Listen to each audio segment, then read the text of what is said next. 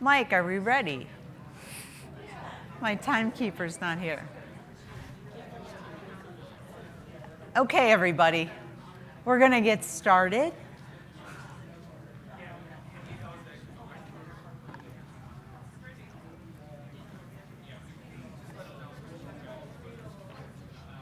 Everybody ready for a fun-filled afternoon? We're going to hit our systems really hard this afternoon, and it's going to have to go at quite a clip. So unfortunately, I love how I hear everybody talking and getting to know each other and networking, and there'll be plenty of time for that throughout the days ahead. But right now, we need to get back to work. Again, my name is Marie Fitzpatrick. I work in FSA's Business Operations Division. I work in the Grants Division right now, so if you've ever had to process a Pell grant or any other smaller grant, I probably had something to do with that, especially in terms of how you process that through the COD system. So my topic this afternoon is COD, and Holly is passing out some participant guides. I don't know that we're going to have time to go through all this, but what I'm going to do as we go through the presentation is I'm going to holler out when something's in your participant guide, so you can take a look at it then or later. So let's get started. Our objectives for today. For the next hour, we're going to review the primary function of the Common Origination and Disbursement System, better known as COD or COD. We want to make sure that you leave here with the resources you need to process properly in COD, and you know how to log a problem or find answers within COD. And basically, by the time you leave here, you can act as your own best resource in the system. So, okay. Whether you are submitting disbursement for a Pell grant, or whether you are processing a direct loan or reporting data for the campus-based programs, COD is your link to all federal programs listed here. So just as a show of hands, how many people, not necessarily you specifically, but your shop that you work at, are processing Pell grants? Okay, quite a few. How many are processing direct loans? Okay, quite a few. How many are doing teach grants? Only a couple, okay. Campus-based, so that would be federal work study, SEOG, those kind of things, all right? And who here, this is for bonus M&M on your table, who here has processed an Iraq-Afghanistan service grant? Okay, we won't be covering that today for just that reason. Only about 70 schools in the nation have had to process one over the last 8 years, so. All right, COD system, primarily used for submitting your program records and substantiating funding and documenting compliance. You may not think of COD as a system to document compliance, but if you are ever audited, they're going to look at all the information on your system that you have in your shop, and they're going to compare it to COD. So the disbursement date on your bursar system should match the disbursement date that you send into COD and that is in there. So it's used as a compliance tool as well.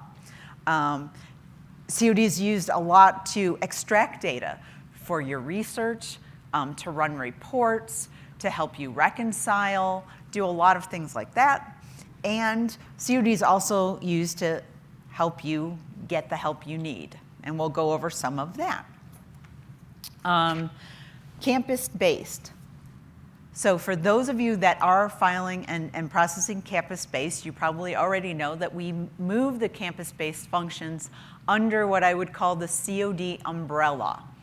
a couple years ago, and we have been doing that successfully. So if you are applying for campus-based aid, reporting campus-based expenditures, or accessing campus-based forms, waivers, notifications that are sent, that all can be done through COD, and I will show you the screen that shows you that. We also have some other functions that can only be processed online, or that can be used online. One of them is the Iraq-Afghanistan Service Grant, which you all said you had never done before. And the other one is R2T4, so the Return to Title IV funds. We now have a tool within COD to help you do that, but that is only online. Many of you might be interacting with the COD system via batch, what we would call via batch, like you have your own system that you use, and you put all that data into your shop system, and then that batches the data up, sends it to COD. Those are not the kind of functions we're going to cover here today. We're going to cover the COD web, and so that you understand everything that's available to you as a tool on the COD web, so that you can make the most of your COD processing, even if you primarily process in batch. Okay, so first things first, and this would be the first thing in your participant guide, I believe. Who here today has completed the necessary steps to gain access to the COD system? You have a sign-on, you know how to get in, great. So more than half you, great. Who is in the process of applying so that you will have access to COD? Okay, probably our new people that were only there like a couple of days. We had those people here in the morning. I don't remember where you are, but you probably should be thinking about doing that. Who in the audience are my destination point administrators? Anybody? Oh, good, and you know who you are. That's really good. Okay, if you're not a destination point administrator, for the rest of you, how many of you know who is your destination point administrator? Okay, how many of you have no clue what I'm talking about? Good. Okay, so this is really important. So the destination point administrator, every school has one, and that person is able to give other people at their school access, and they determine your level of access within COD. So as we go through the COD system, and you notice, even if you do have access, and you notice like, you know, I've never seen that screen, I don't think I have access to that screen. Maybe you might want to talk to your destination point administrator about that to see if you can change your access so that you can have access to one of the screens that you thought was nifty and you might want to see more of, because it would help you do your job better. So you first have to get your FSA login credentials. You then have to get a token, whether it be a hard token or a soft token, and then log into the COD, and we have the website there. Okay, enough about that. Navigating some of the basics. The thing about the COD system is that it is student-centered. Everything, and the way the data is set up within the system is all about the student. If you don't know who the student is, or that student didn't give you or your institution access to their data by putting your federal school code on a FSA, you're not going to be able to access their data in COD either. It's not like you can just look up any student on the COD system. We filter everything. Now, Jody told you a lot about what happens in CPS. CPS data is interfaced with the COD data, but we know when you sign on as your institution. Oh, wait a second. Do I have any third-party servicers in the room? Great. Okay, then I don't have to cover that. When you sign on to the COD system, it knows what institution you are. It has your OPE ID. It knows what students you have access to based on the students that put your federal school code on their FAFSA. and you can't have access to other students' data if they didn't give you that access. So that's the other thing that points to, we had to make it student-centric because of that reason, okay? So when you have students that are filing for aid, it's really important for our systems to communicate that they are consistently giving us the same data. So for their personally identifiable information, their PII, their name, if they filed with their legal name on their FAFSA, they should be filing their MPN that they're filing with their legal name so we can link those up. You know, if they're using their nickname on one and their maiden name on one and their married name on another, it gets very difficult when you're running a student-centric system to get all of that together. So we encourage you, as I'm sure you all do, to make sure your students are filing correctly and consistently when it comes to their identifiers. Okay, COD provides some main functions. First and foremost, you are sending us data for your grant and loans, okay? All of the information is coming through COD, whether you're entering it on the web or whether you're entering it via batch. We are the link to all data regarding your students in that regard. We also have some direct loan related functions. Those are entrance counseling, searching for those. We'll go over the screens for that, plus application search, credit endorsers and endorser checks. We'll go over the screens for that. So that's like kind of a separate function than when you're sending us the data.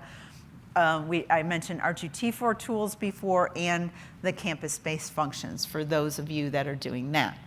Okay, so who here uses COD for grant and loan processing? Probably almost everybody, I'm hoping. Okay, who's using it for campus-based function again? Okay, just a few of you. Okay, and who has tried out the new R2T4 calculator on the COD web? Okay, who's using the old one still? Over on the other one. Well, if you're all here less than a year, you wouldn't know about the old one. So maybe you're just using the new one. That's good. Oh, okay. Well, that got a little screwed up, but that's okay. All right, we're gonna go right into navigating the screens on COD. So when you come into the COD web, there's a couple of things on the homepage that I'm gonna point out to you. The main COD web, first and foremost, you can change your password here. This is the only place that I know of that you can change your password. And the other thing that I want to point out here is the COD news. How many people go out here and check the COD news? If you don't, this is something you should be doing because we post things here that you will never find on IFAP. Did you know that? We're posting, yes. Do they come in with the EdConnect announcements? Do they come in with the EdConnect announcements? No. I don't believe so. No. So if for some reason we've had a problem and COD is down, this is where you would find that information. Other kind of things. If there's a shutdown of the system that is scheduled, it will always be listed here. Now those kind of things would be posted to IFAP. So we do have some overlap, but not everything that is on IFAP would be in the COD news, and not everything in the COD news would be posted to IFAP. So it is something that you may want to know.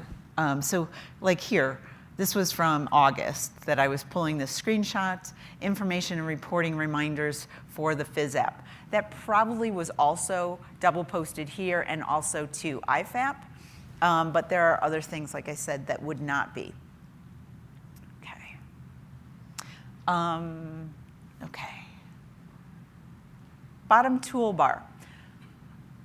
The difference between the top toolbar that's in blue and the bottom toolbar that is in black is that everything on the bottom toolbar you can access even if you don't log in. That's the difference. So we're going to go through a few of these things, but on the bottom toolbar, there you go. Okay, so the links, that will just send you to, that honestly just sends you over to IFAP, to the help and contact information in IFAP. That's the only thing the links does. Contact us, there's a lot of places that we offer a contact us. I'm going to cover it on another screen, so I won't go over it here, but this is just one more place that you can access Contact Us. Campus-based resources, the next thing over there, is exactly what it sounds like. If you're processing for campus-based, all the campus-based resources are kind of collected in a screen, and you can access them all there, whether they be forms or notices for deadlines or all sorts of things. That's all there on the campus-based resources. Then we have the COD resources. COD resources, again, this is where you would have the COD processing updates. And if you've never seen those are really important. What it does is, and these will never be found on IFAP, the COD processing updates will give you known system issues that we've been alerted to, we know about, we're trying to fix. We may tell you we're going to fix this in the next implementation that we have in 3 weeks. In the meantime, here is your workaround to that problem. It gives you all sorts of nifty things in the COD processing update. So if you're not going out there and checking them, please start doing that. Especially if you have a problem. Before you log it, you might already find out it's already been logged. We already know about it. Here's how to fix it in the meantime. Next thing, help. The help is all of the COD edits, and we list them out there by year. So, you might be familiar with all the COD edits that are running currently for 1920, but perhaps you're trying to figure out a problem that came to you that is 4 years old, and you're trying to figure out whether something needs to be fixed, and or maybe it came up in an audit, and you're trying to figure out what this edit means. We have the edits out there from 10 years ago. You can look them up. What were all the edits for 11-12, award year 11-12? You can look them up here in the help section. The glossary, that's exactly what it sounds like. It's just a list of all those nifty acronyms and terms that we use that are so confusing, and even I have to look some up, because if they're not in my particular area that I use all the time, I'm like, what is that? So glossary is a good place to do that. And then obviously logging off. I won't spend time explaining that. Okay, so we're gonna spend most of our time in the blue bar, and we're gonna spend most of our time in these 3 tabs in the blue bar. They would be person, school, and batch. That's where you're gonna spend most of your time. And the ones on the left are the ones that you'd use probably less frequently, but we're gonna go through those first. There you go, okay. Services. Services is a weird name, and I don't know why they named it this, but it basically is just where you go to get your reports that are available on the web, that we've run for you. Perhaps they've been sent via SAIG. Do people know what SAIG is? Gosh, I've used it so long, I don't even remember what it stands for. We just call it SAIG. So, any of my colleagues remember what SAIG stands for? Student Aid Internet Gateway. Thank you, Matt. God bless Matt, keeping me honest up here. Okay, so we're not going to have time to go through all that, but basically, if your reports are listed as available on the web, this is where they would be. And we're going to go on to tools. We'll cover tools, user, and support, because I think that's where you're going to be spending most of your time. So let's start with the tools tab. This is relatively new. We started and built this for the R2T4 calculator that we moved over here a couple years ago. And the neat thing about this is that you'll see that all of the same tabs that you saw in the blue bar, the person, the school, the batch that I talked about, are still accessible here. They are just a different way to access it. So we give you options so you're not going back and forth. Some things you do have to go back to the original, but when you open tools, it opens in a separate tab. So enough about this, because I'm not really going to cover Return to Title IV funds, but there are sessions at the conference about Return to Title IV funds. If you want to go to a session about it, this is just how you would use COD to calculate it, this screen right here. But we are not going to, that is not covered in this session today. Let's go on to the User tab. Okay, where are my destination point administrators again? This, hopefully, is a screen that you are familiar with, because this is the screen a destination point administrator would use to give you access. They will look at all the people that they have within their institution. They can do a search and say, okay, who do I have that have access to the system? If someone leaves your institution, this is where you would deactivate them. If someone joins your institution, this is where you would add them. So for those of you that are not destination point administrators and you don't have more than one user role in COD, I have many. I have, an update function. I have a user role that does that. I can go in there and look like I'm a school so I can see what your COD screens look like, because mine look really different. So this is a page that I go into. But if you only have one role and you're not a destination point administrator, you don't even have access to this. So don't get too hung up on this one. Let's see. Did I cover everything? Yes. User role lists. So if you're a destination point administrator, make sure that you know how to pull down your user role lists and to work them if you have turnover and changes, or if people get new functions, that you're looking them up and making sure that they have the right access. We're going to go on to the support tab. Okay, so the support tab, also in your participant guide. I don't know what page that is. Let me see. I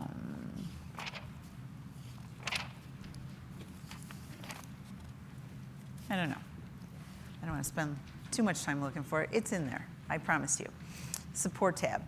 So when you go into and you hit the support tab, it's going to open up an additional tab within your browser. So you're still going to have COD running, and then the support tab kind of brings you out into another tab. What we're looking at here is what my support tab looked like. Because this is one of those, I didn't have test data to show you. It's a little bit hard to do that. So yours is going to look entirely different. Mine has this thing that says other special requests. I am their nemesis because I ask for weird things. So all of my requests are other special requests. And I don't have a school name, nor do I have an OPE ID. So yours will look very different than mine. But the thing you need to remember is that the case number here, mine are all closed, but the case number is a hyperlink. So when you go in here and you look at things that you possibly will have logged with the COD School Relations Center, you can either do that online, you can call them, everything will get a case number, and you can look them all at the status. They'll have notes that they will have put in there, so you can see what you put in there, you can see what a representative that's working this case for you, and you can see that all by going into the hyperlink, and it'll show you everything about that. Okay? Questions about this? This is a really important thing to know about, because a lot of people just call COD School Relations Center, and they didn't know that they could actually log something. You can log something on the web, and you can look up everything you've logged. I can look up everything that I've logged in the past, I don't know, several years. It goes back to 2017 for me. Probably goes back further than that, but I can only see, they may cut it off at a certain point, but I can see 3 years back. So I don't know. I don't log too many things, so you might have more. But it's a good thing to know about to make sure that, and you can search your cases either by a keyword or the actual case number if you know what that is. So there's all sorts different ways to use that. Let's go on to frequently asked questions. So on the support tab, you can look at the most frequently asked questions that financial aid administrators send to the COD Support Center. And we actually log them, catalog them, so that you can search for them yourself. So if you don't want to call, and it's like, well, I'm new. Maybe people have asked this before. I don't want to sit on hold on a telephone. I can just go out there and look them up. You can look them up by case type. I have questions about campus-based programs, or I have questions about setting up a new campus at my school. I have all sorts of questions, and you can actually look at the questions that have been logged and the most popular answers. And if there's something that you constantly feel like you have to look up because you can never remember the answer to it, it will show you your recently answered viewed answers. So if there's something that you constantly go out there that you need to look up, it'll save that for you and know what it is. Kind of a neat function. Hopefully, some of you may not have known that and might be using this when you go back to your shop. I don't know. Okay. We're going to go on to the school tab now. Okay, so we're done here with these functions over on this side, and we're going to start with the school tab. We're also going to cover the person tab and the batch tab. Okay, but now we're getting into the meat of where you might be spending some of your time. Okay, and I think this is possibly one of the most underutilized screens that we have in COD. I know schools that have no idea that it's out there, have never seen it.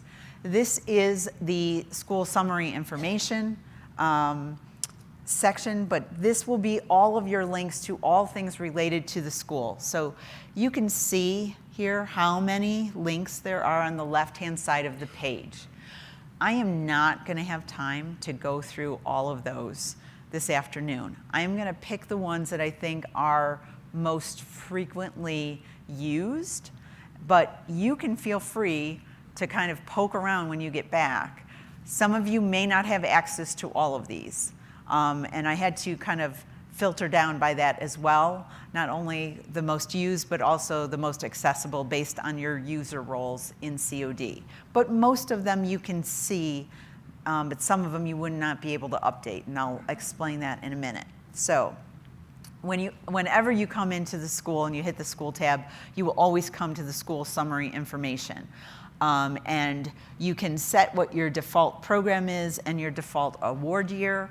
Default award year, we roll over at COD when we start a new award year. So you'll get all the notices about, like, we're opening up the new award year in usually late March or early April, and then we reset what the default award year that comes up on all of these screens that have award year. It will be 2021 when we roll over in the spring. I just set this up for 18-19. That's what we had in the test system as the default, so that's what it shows up here. But yours will it would be 19-20 right now, but it will roll over to 2021 as your default. But you can always change what your default is if you prefer. So that is not an issue there. So many choices on the links. I had to be really judicious on what we were going to look at. So, school contact information.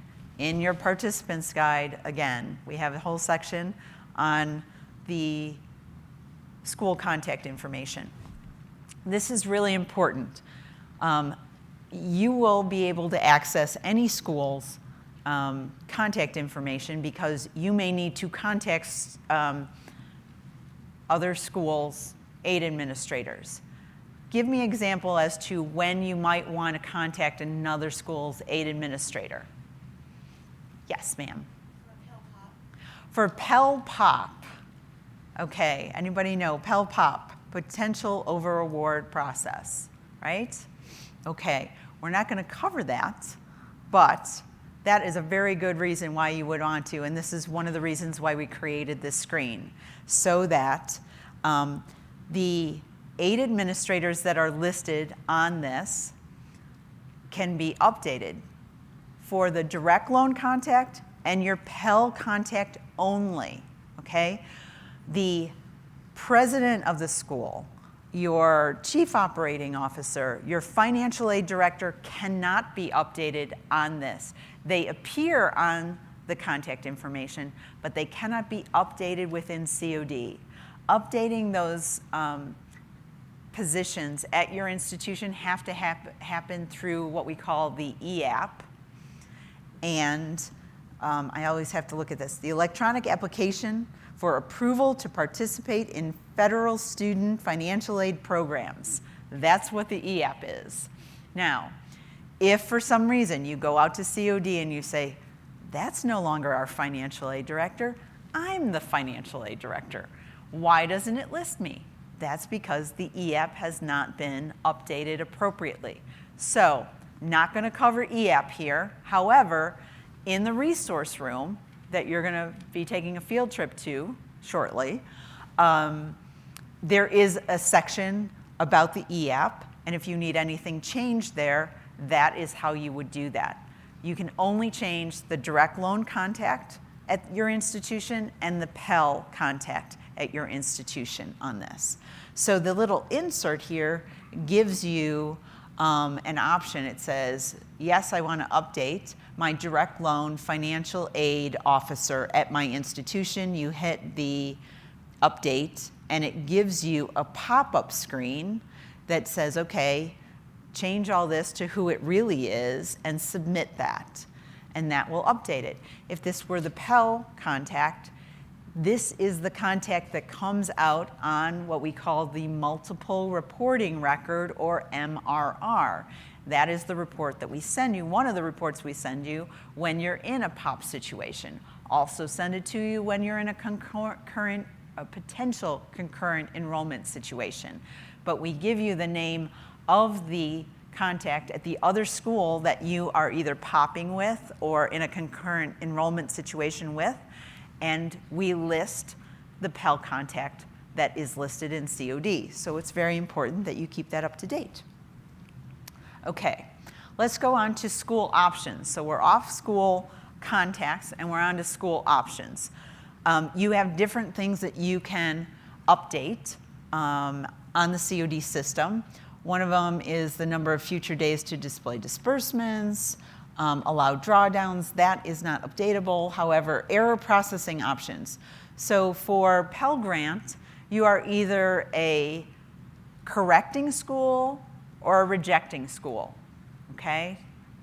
Who knows what that is? Who here is a correcting school and know they're a correcting school? Great. Who here is a rejecting school and know they're a rejecting school? Oh man, I wish I had more time because I really want to explain this. But basically, some schools, a lot of schools, prefer that we at the department correct their information. If there's something slightly off, if I think the student's maximum Pell is one thing, but actually based on the CPS transaction that you linked to in your award that you sent us, it really doesn't jive based on the cost of attendance you send us and the CPS transaction that gives us the EFC. We basically know what the maximum is, and we will correct down to whatever it should be. We will not correct up, but we will not let you over award, but we'll just correct it for you. If you're a rejecting school, we'll just flat out reject it, and then you have to figure out yourself what went wrong. So that's basically what it is, and that's really only for the Pell Grant program. It's the only program that we do that for. So it's one of the things that you can do that. Now, in your user role for COD, many of you will not have this little button that says update. You all can see what your options are, but only some of you will have a user role access enough that you can update it.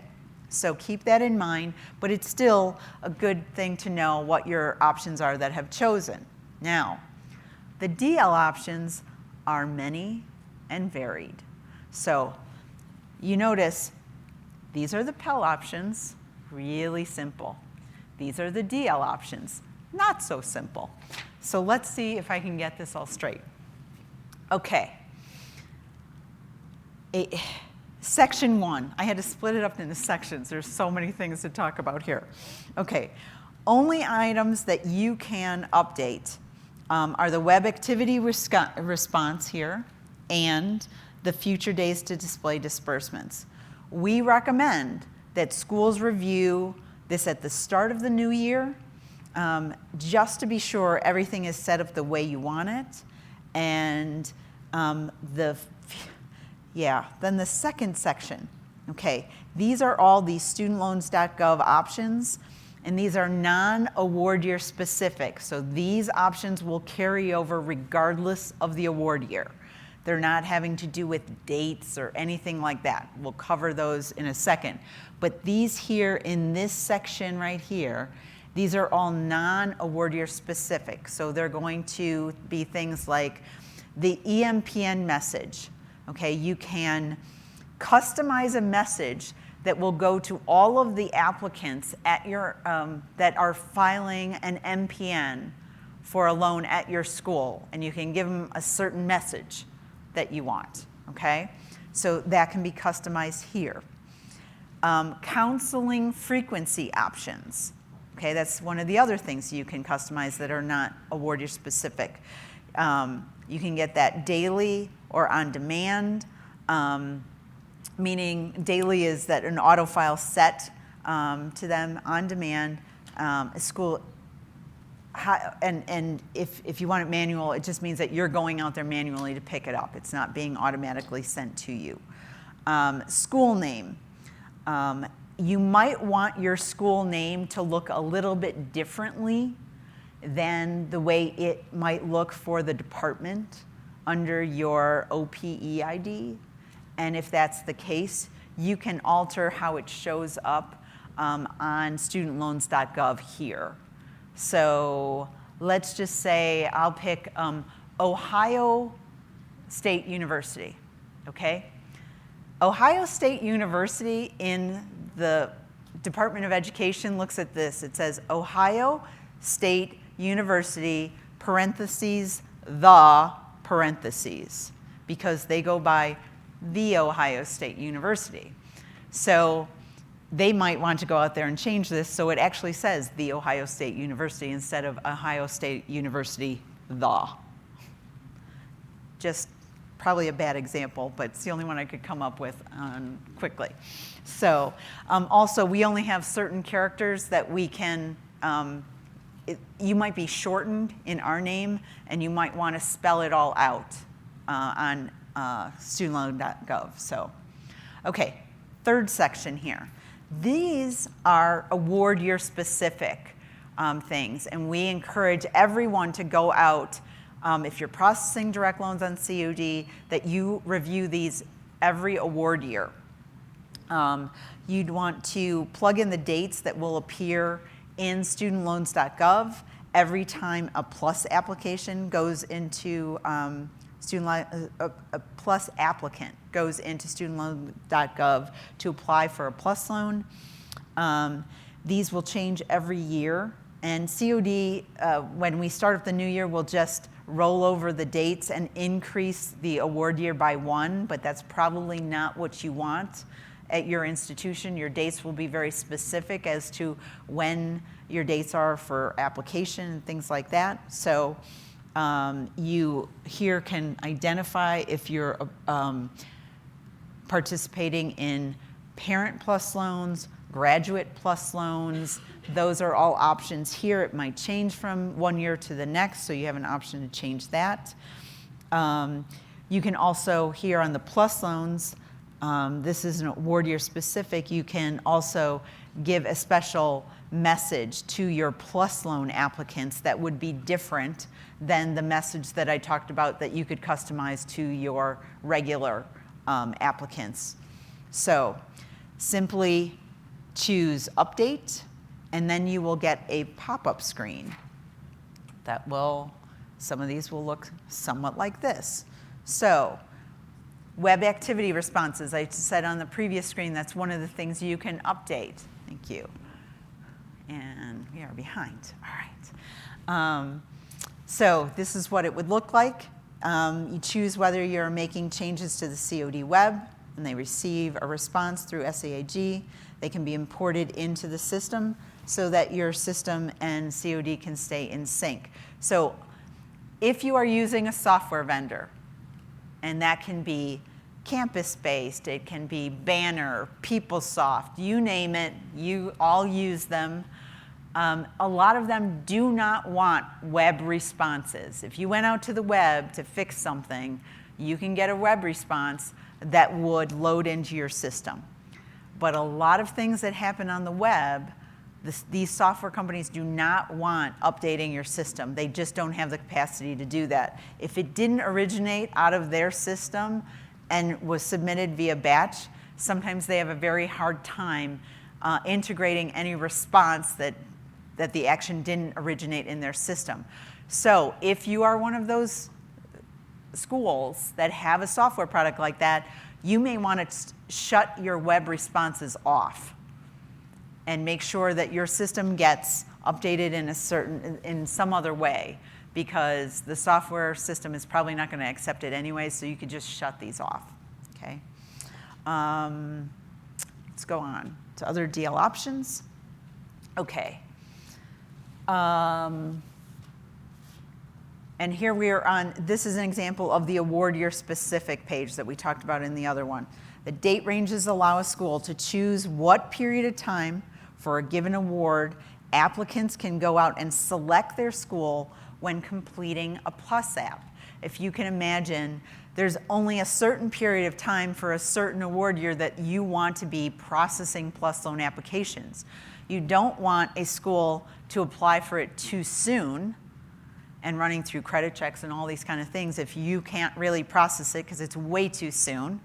You know, some people want to go out there when they're filing a FAFSA and apply for the PLUS. And like, hello, we're not doing that yet. Just hold on. And a lot of times, they want to apply for them too late. Like, hello, we've shut that award year down. You can no longer apply for that. So this is one of those screens that you would set up the date parameters for your school for PLUS loans so that studentloan.gov knows that it won't accept them for your school, okay, if it's outside the date range. All right, we're going to go on. We're off of the options now. We're going to go on to funding. And hopefully these are some screens that you may not have known about that might be new and hopefully will be useful to you. How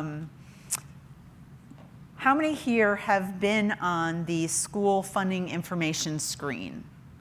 This is a pretty general screen. Okay, just a few of you. Okay, this, if somebody could have a favorite screen in COD, this would be mine. I'm geeking out just a little bit here, but I love this screen. It summarizes so much stuff here that I wish I had more time to go over all of it, but it tells you like how much data have you submitted in a certain program and how it matches up with the drawdowns that you've done in G5. So do you have more money out there to draw down? Do you have more data that you should be sending us? Are you in arrears? Are you reconciled? Is everything zero? Is everything great and you're totally reconciled in the particular program that you're looking at here? You know, there's just lots of things. It tells you your net drawdowns. It tells you your total ACA payments for Pell. It tells you all sorts of things. It's a great wealth of information. This screen and the financials in COD are updated nightly, okay? So a lot of the interfaces we have to do with the Treasury and G5, they don't happen on a real-time basis. They're happening nightly. So please know that this will only be as current as you were last night for us. So it won't happen on the fly. And you can search by program. You can search by award year here, okay? All right. Next, cash activity. How many here have access to the G5 system? Wow, nobody. Then this is going to be really good. Okay, I don't know if you knew this, but you can see how much your institution has drawn down in the G5 system by looking at this screen. So you probably don't have access to it because your bursar system, your bursar might have access to G5 or some other controlling entity of financial kingdom at your institution may have access to G5 to draw down this. But it's always good to know. It'll tell you the date they drew down, the transaction. Did they draw down money? Did they send back a refund? What did they do? Where are your balances? It gives you your total here, but there's a big scroll here at the bottom. It's not very big here because this is our test system and we didn't have a lot of data in there, so I could pull up the screen for you because I couldn't really use real-time data. That's why it says FSA University up here. But your scroll will probably be a very long one and you'd be able to scroll through the whole award year. Again, you can look by award year, and if somebody said, yes, I drew down the money, you could actually go here and check the next day and say, they were lying to me. They didn't draw down any money. I don't have anything here. But you can actually see that. So even if you don't have access to G5, you can see what's going on there. So that's why I think this is a nifty, nifty screen. Okay, next, file share and messages. Okay, how many people have ever been out here on the file share messaging? Oh boy, okay. God, got a lot of work to do here. All right, file shares are great. So do you know how we have all these personally identifiable information and we never ever want you to email us this information, especially if it's not encrypted? Like alarms go off at the department when emails come in like this, and we get calls like, you better get on this school, don't let them do this anymore. So what we did is we developed a system by which we will send you a little message and it will tell you, go out here and get a list of students that we're having a problem with or that you need to know about for a certain thing. How many of you have ever received a message about Pell LEU restoration? Anybody? Okay. So we may have restored some Pell eligibility for a student because they had attended a closed school. And we will send a little message, say, go out to the COD website and pull down your file share that will give you a list of students that attended your institution or are attending your institution that may have had an adjustment in their Pell LEU because of this reason. That's what this would be. So they also have, this school have subsidized usage inquiry reporting. They have a list of students that we're reporting back on that as well. So there's all sorts of things. If you don't know about this, you may have things sitting out there that we've been trying to tell you. So check this out and call us if you have any questions about it. Okay, report selection. This gets a little tricky. This is a direct loan. This is, I chose the direct loan one, and we're in, again, award year 18-19. This is one of the bottom links here on the left-hand side. But here, you have the ability to select and format which reports you're receiving and how the output is. You can also opt out of receiving incessant reports for us if you don't want them. There are some that you can't opt out of, like the SAS, the school account statement. You cannot opt out of that. There are certain detail aspects of that that you can opt out of, but you can't opt out of certain reports. But some are like, it's not helpful, or you come to a certain time of the year in your processing and you really don't need them anymore. You can opt out at any time during the year and we'll just cut them off and stop sending them to you. So this is the screen that you would go to choose how you want them. You want them in comma delimited with headers. There's all sorts of different formatting that you can choose, no matter, depending on how you want them. And they're set up by award year specific, meaning like the actual disbursement list or the pending disbursement list. And then you have the non award year specifics, like the duplicate student borrower report or the direct student loan usage change reports. Any of these sound familiar? Is this thing on? Bueller? Hello. Okay, great. So those are the kind of things that we're working with here. I suggest if you have question about any of your reports, COD, Volume 6, Section 8, okay? All things reports. It is one of those sections in the COD system, in the COD technical reference, that I really highly suggest that you keep as a resource. There's only 3 sections of the COD technical reference that I think are widely useful for all financial aid administrators. They are the implementation guide, that's volume 2, section 1. Sometimes the message classes, you might want that. The edits, love that one, and the reports. So of all the 27 sections of the COD technical reference, most of which should be handled by your software people or your systems people. Those 3 sections are the ones I think that you should always have at your ready, is the implementation guide, the edits, and the reports sections. So my little tip to you. Right under this, right under this, hit the wrong button, is the experimental sites. I'm not going to cover that. Here, we're going to go to the campus-based. So all of my campus-based people that raised your hands before, this is what it will look like when you go into the campus-based home. This is your FSA dashboard. You also have an option for change requests. There's training on this in the LMS system or the learning management system. There's a whole video that you can watch. If you're not familiar with how these screens work and how you would be filing the FSAP.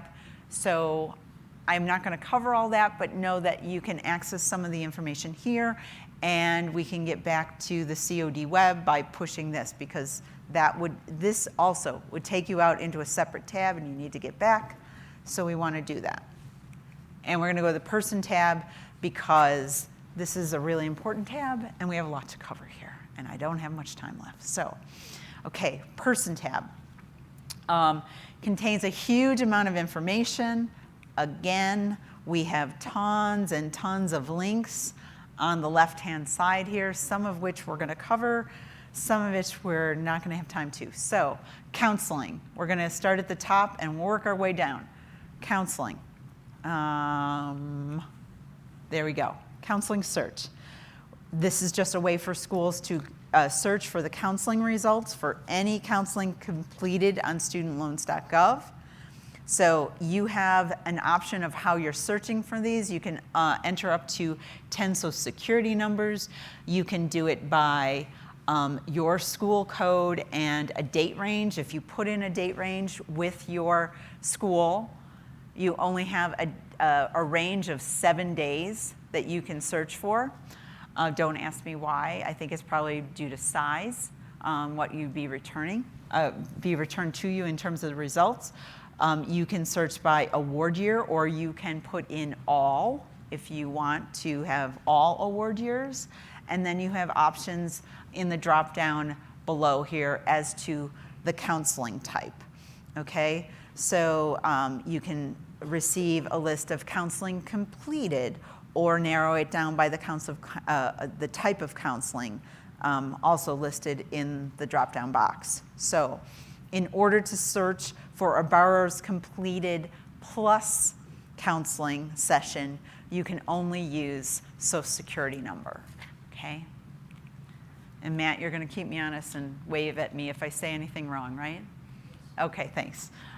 Okay, let's go on to MPN ATS, which is the ability to serve for the 2 people in the room that were processing teach grants. So that's what an ATS is, and your manifest search. This is all going to be done on this screen. Again, These things can be searched for by Social Security number. You can do it by the MPN ID if you have that kind of information. If you're going for a broader search, you can do that for, again, your school ID. And most of you are not going to be able to enter a school ID if you only have one. And that this is really for like third-party servicers that are processing for multiple schools. They need to put in a certain schools. Yours is probably going to be defaulted here that you're only associated, your sign-in is only associated with one OPE ID or entity ID. So, and then you have, again, the date range that you can search for these. So what I'd like to talk about more is the results. Okay, so finally, when you get the results of this search, regardless of how you search for them, you just plug in your criteria, you press the search, and the results page, you're going to get out the student's Social Security number, the name, the date of birth, the MPN ID, which is going to be hyperlinked when the results come out so that you can look at more detailed information about that individual MPN.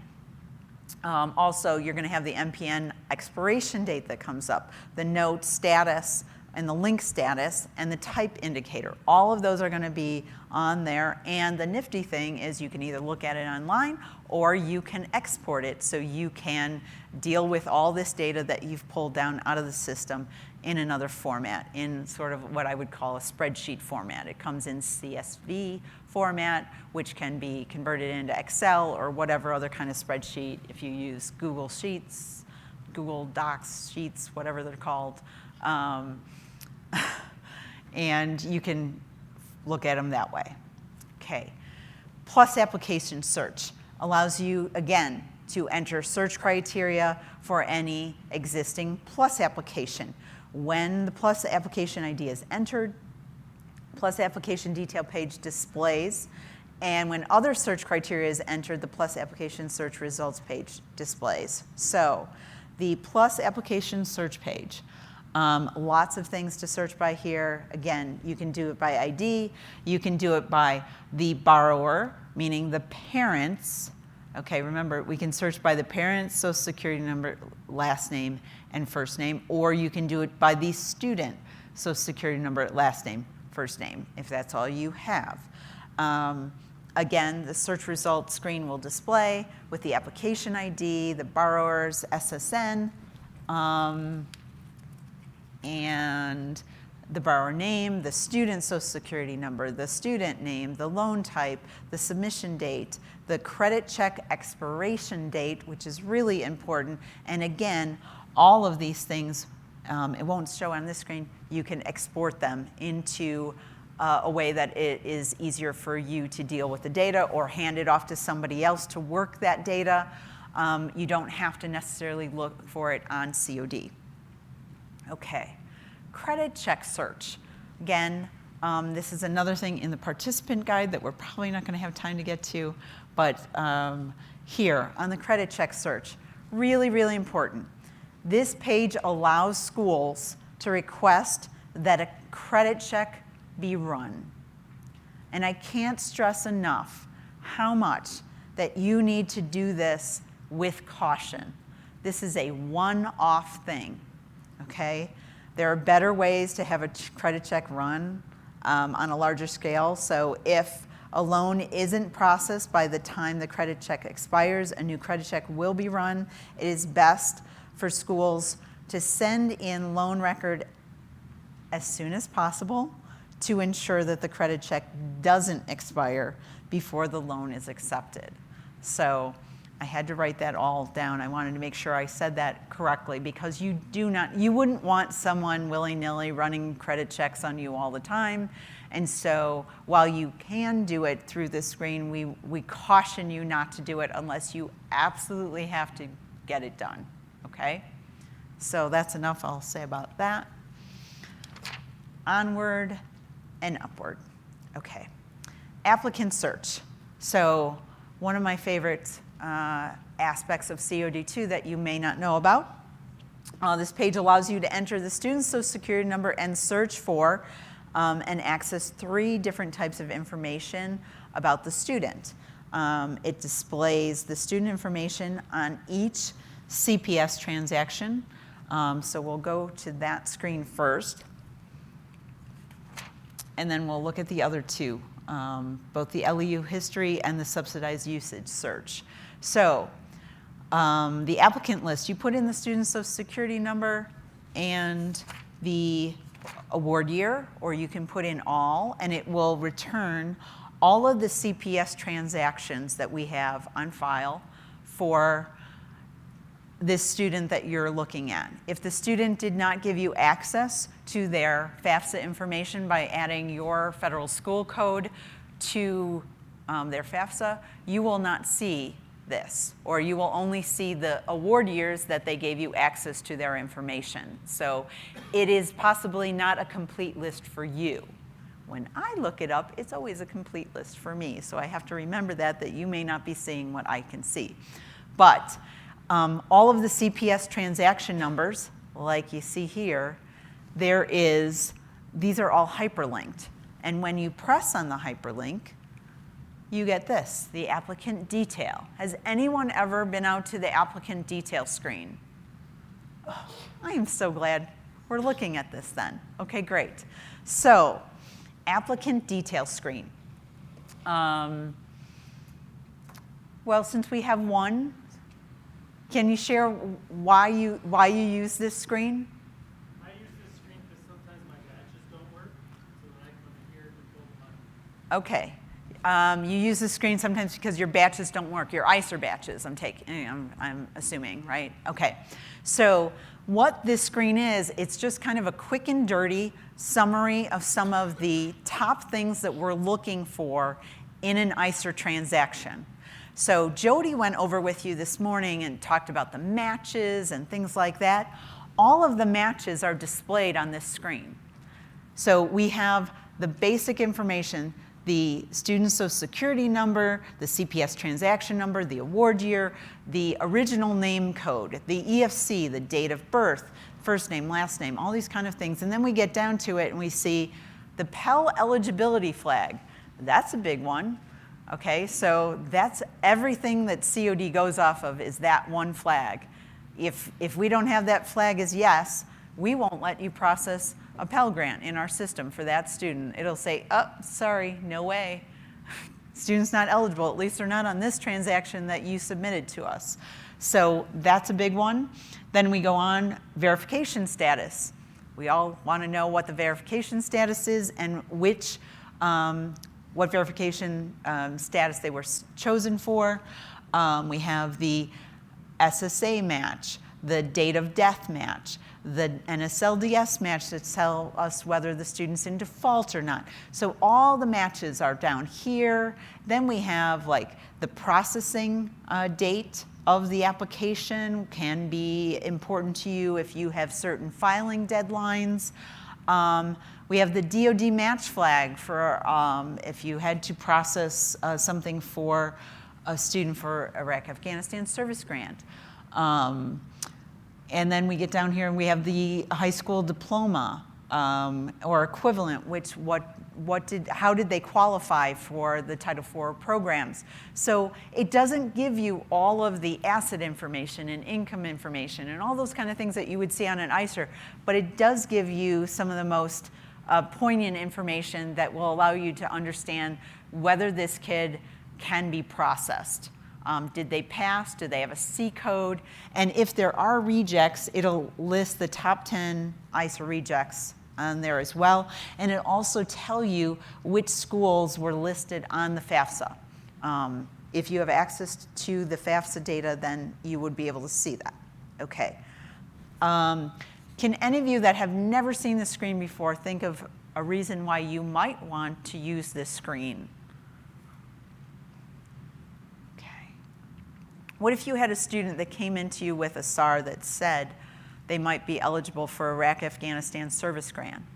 And you've all told me that none of you have ever processed one of those, right?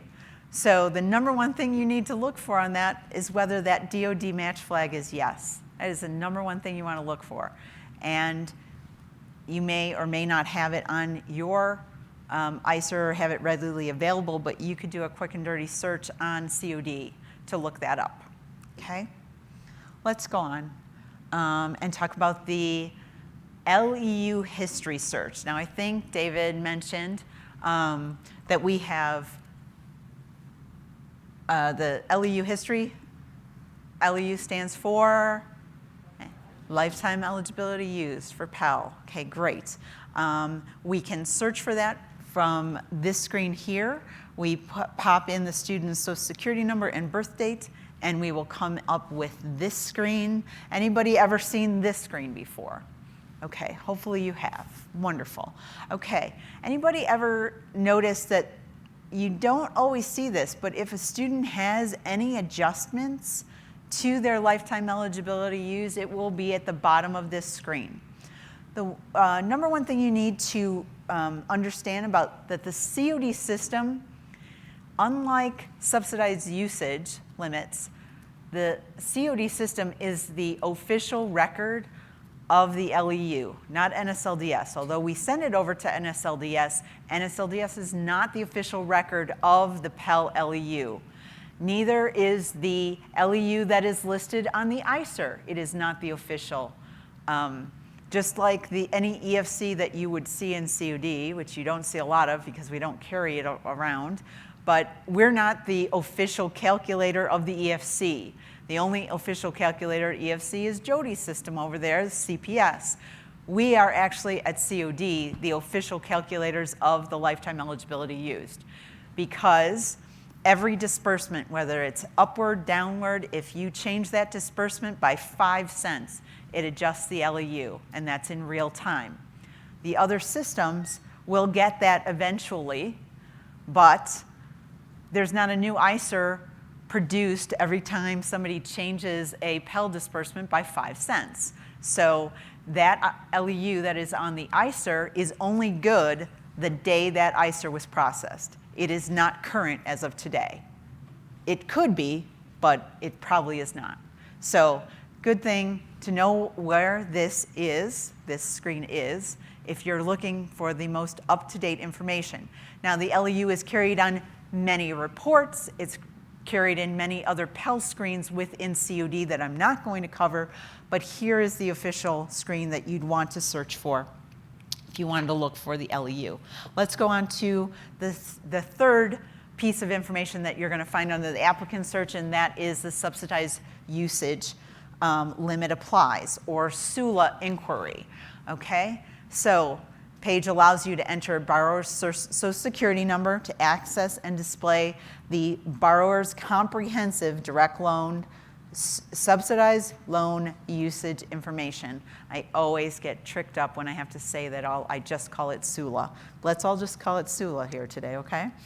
The search box returns the person's direct loan SULA received while enrolled in any program, with the exception of the teacher's certificate program. The non-credentialed teacher certificate program direct loan subsidized loan summary, that is a search box returns the person's direct loan loan usage information for loans received while enrolled in teacher's certification programs. So that is separate. So if a person that you enter their social security number, if they didn't have a direct loan subsidized loan, or if the person is not considered a first-time borrower for purposes of the 150% limit, then you will be returned a not found. So it just will come back as not found, okay?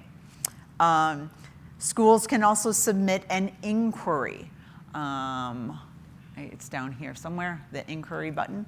And that is, school can, you submit this inquiry about a certain student, and if you're having trouble kind of resolving the SULA issue, either on COD or NSLDS, those get escalated to FSA, and we look at them, research them, and get back to you on those. So please know that if you're having problems with SULA calculation, there's a way to go into COD and log those.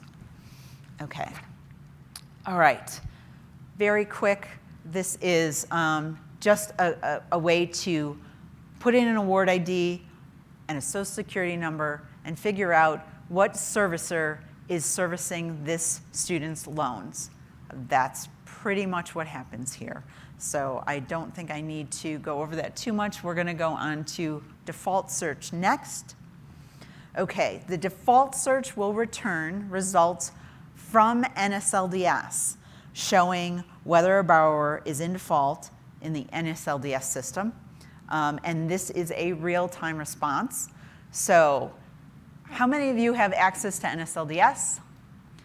Okay. So for the rest of you that don't, you still can get, if you have access to COD, you can still get default information on a student by using the default search within COD, even though you may not have access to NSLDS. So good use of that. I'm going to go on to the batch because I have to really hurry here. Okay. Batch, just know that there are, when you go in to search for your batches, if you've submitted batches to COD and you need to do some reconnaissance, you've got some rejects out there, if you've got a student that is kind of screwed up and you need to look at them, a lot of schools will use this in different ways, but you can search by batch type, you can search by award year, you can search by a date range, by a status. You only want to look at ones that are rejected or accepted or things like that. You can also, if you have the actual batch ID, you can put it in here. Or this is how I usually use it because people call me about a certain student that they're having a problem with. You put in the student's social security number. Sometimes I'll choose a year or not, but I will come up with all of the batches that that student's social security number was in. And I can look at, in chronological order, what happened to that student. I can see if a school sent in, I don't know, every day they sent in a batch trying to fix it. They just kept sending us the same thing over and over again, hoping one day that it'll get accepted if you just keep sending us the same thing. And you can see that. They'll just all stack up in the batch. And how many have seen a screen that looked like that before? Okay, so this is what you'll see. When you put in a search, regardless of how you searched for it, this is what it'll look like. And every single batch that you see here is hyperlinked. And when you hit on it, you get more detail. And you'll see things like that. We have given you all sorts of ways to sort this data because you could have hundreds, if not thousands, at a large institution of students that came in a batch. And so you can filter it. You can filter it by name or social security number once you get that. Or you want to see only the Pell grants that were in that batch or only the direct loans. However you want to filter it, you can do that. And then you get this little list down below. So this is the top and this is the bottom. And you'll see that there's all these, there's awards. It'll show you whether the award was accepted or rejected, or the disbursement was accepted or rejected. And we kind of, and if the student was accepted or rejected. So we go in the different layers. If the person, if we had to reject it at the person level, it really doesn't, we're gonna reject it at the award and disbursement level too, because we can't even get the person level through. But that's how we do it in kind of a hierarchy. First the person, if that was all okay and the data was okay, then we go on to the award data. If all the award data was okay, then we can start looking at the disbursement data. But we give you all these hyperlinks that shows you, okay, we have edits on the award or we have edits on the disbursement. And if you click on that hyperlink, like right here for a disbursement, it will show you all of the record errors that came in for that particular student, and it will list them there. We call those edit details, so that's the insert at the right. What's the difference between a warning edit that you might get from COD and a reject edit that you might get from COD? Anybody? EFC calculation. That is a type of edit, but it's not necessarily a warning edit and a reject edit. A warning edit will let you to keep processing. It's just something we want you to know about. You might want to keep an eye on, but it's not going to keep us from taking your data. A flat out reject edit It's like, nope, sorry. We can't go with that. Like, you send us a Pell award and the student's not Pell eligible. We can't process that. But a warning at it will say, you know, you were supposed to send us this disbursement within 15 days to be within regulatory guidelines, and you sent it on the 17th day. So we're going to send you a little warning at 55. Anybody ever get a warning at 55? Yeah, we send a lot of those. Like, you sent us this more than 15 days, and we are instructed by law to tell you that you are out of compliance with that. It will still take the data, but we're warning you that you might have a problem here. So that's the difference. You want more information about edits? Again, COD technical reference is your best friend. All right, let's go on. Anticipated disbursement queue. This is mostly used by schools that are processing their disbursements on the web. How many schools here are processing their disbursements for COD on the web instead of doing it on your home systems? Almost nobody. So we're going to go on. Know that you can search for anticipated disbursements on the screen, and you will get them that look like this. You have the option on this results screen to say, yes, I want to work with this particular one. I want to check it off, and I want to actually make it an actual disbursement. However, you can also search for this and export here. Again, export to CSV. I want to know all my anticipated disbursements that have a past date, and I can put that date range in, that I never made into actuals. For my direct loans, I want to reduce those to 0 because the student never came back for this term, and I need to get those off the system, and I want to reduce them. And you can go out and look for all the anticipated disbursement you never turned into actuals. This might be a good way to do that, okay? All right. Report requests, again, I think I talked about report. This is where you can go out on the web and actually request reports. We do that a lot for Pell. You can request MRRs. You can request year-to-date files. There's all sorts of things you can request. Again, I would urge you, go to the COD technical reference, volume 6, chapter 8. There are matrices at the beginning of each section for direct loan, for Pell Grant, and it'll give you this quick and dirty, lovely little matrix that shows you these are all the reports for Pell. This is how often they're automatically generated to you. Are they automatically generated? Do you have to request them? Can you do that on the web? Can you have it pushed to your SAIG mailbox? It gives you a quick and dirty with little check marks for each column, and it's just something you should know about if you have never looked at that. Okay, I'm really almost done, and I might just make it. These are related sessions for the coming days that you might want to check out. The Title IV reconciliation, what's in your toolkit, I think it's great. If you do funding reconciliation at your institution, or if you do anything regarding money and the SAS report, whether it's for Pell or for direct loan, that might be a great session for you to attend. National Student Loan Data Systems, I'm going to let the next group plug that session for you. Session 5 is the Common Origination and Disbursement System Update done by yours truly and a co-presenter, so I am going to plug that one. Also, Session 9, Year-Round Federal Pell Grant Exploration and Answers. If any of you do Pell Grant, process that, and you have burning questions about year-round Pell, I am also the presenter for that one. So that's why it's on here. But if you need more hands-on sessions about working in the COD system, we have basics and advanced. Get in on those sessions. FSA training in COD. This is the Learning Management System, better known as LMS.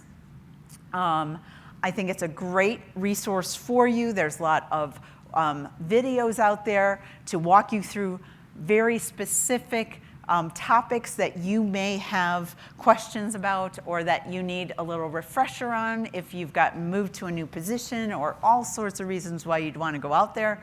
But there's all sorts of training on COD, the main menu, navigating COD, FISAP, R2T4. and previous COD training that we've archived out there, ED Express training, all sorts of things that are out there, so please use this as a resource. Other resources that I'd want to list, again, COD technical reference, IFAP, Jody mentioned that this morning as a resource, and the COD School Relations Center. When you take your field trip over to the Resource Center, there will be people from the COD School Relations Center. We have flown them out here to talk to you personally. If you have specific questions, they are there to help you. Please go there and ask them, or contact them, codsupport.ed.gov, or now you know how to go in and access it through the COD system. You can just do it online if you don't like to talk to anybody, or you can call the 1-800 number. And with that, I think I finished just about in time. And I'm sorry if that was a little auctioneerish, but we had a lot to cover.